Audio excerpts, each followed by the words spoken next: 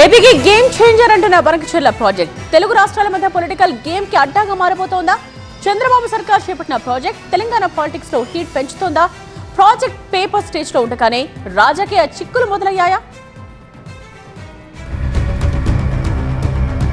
Godavari to Penna నదుల అనుసంధానం చేసి రాయలసీమకు నీళ్లందించి కరువు రహిత రాష్ట్రంగా తీర్చిదిద్దాలి అనే లక్ష్యంతో గోదావరి బనకచెర్ల ప్రాజెక్టుకు సీఎం చంద్రబాబు శ్రీకారం చుట్టారు.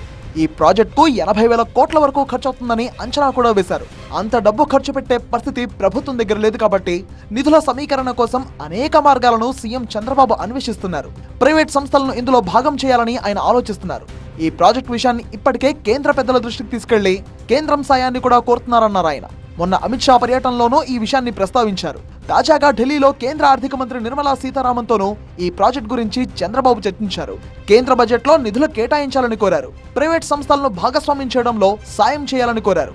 ఈ ప్రాజెక్టును ఎలా పట్టాలెక్కించాలి అని చంద్రబాబు ప్రయత్నాలు చేస్తున్నారు. అయితే తెలంగాణలో మాత్రం పొలిటికల్ హిట్ మొదలైంది. బనకచెర్ల ప్రాజెక్టుతో తమకు అన్యాయం జరుగుతోందని తెలంగాణలోని విపక్షాలు వాదిస్తున్నాయి. అంత పెద్ద ప్రాజెక్ట్ చేపట్టి రాయలసీమకు నీళ్లు తరలించకపోతుంటే రేవంత్ సర్కార్ ఎందుకు అడ్డుకోవడం లేదని బీఆర్ఎస్ ప్రశ్నిస్తోంది. ఏ అనుమతి లేకుండా గోదావరి బనకచెర్ల ప్రాజెక్టును ఇవాళ ఆంధ్రప్రదేశ్ ప్రభుత్వం తీసుకొని పోతా ఉంది. ఏం చేస్తుండ్రు ముఖ్యమంత్రి, ఏం చేస్తుండ్రు నీటిపారుదల శాఖ మంత్రి, ఏం చేస్తుండ్రు? కనీసం ఇవాళటి వరకు ఉత్తరం కూడా రాయలే వీళ్ళు. బీఆర్ఎస్ విమర్శలకు ప్రభుత్వం కౌంటర్ ఇస్తోంది. ప్రాజెక్ట్ కట్టింది లేదు, చుక్క నీరు తరలించింది లేదు. ఆ ప్రాజెక్ట్ విషయంలో అసలేమీ మొదలు కాలేదు. అప్పుడే ఏదో జరిగిపోయినట్టు బీఆర్ఎస్ మాట్లాడుతుందంటూ మండిపడుతోంది. హరీష్ రావు గారు గోదావరి టు బనకచెర్ల విషయంలో ఏదేదో మాట్లాడాడు. అసలు ప్రాజెక్టు కట్టినట్టు, నీళ్లు తీసుకుపోయినట్టు, మేమేం చేయనట్టు.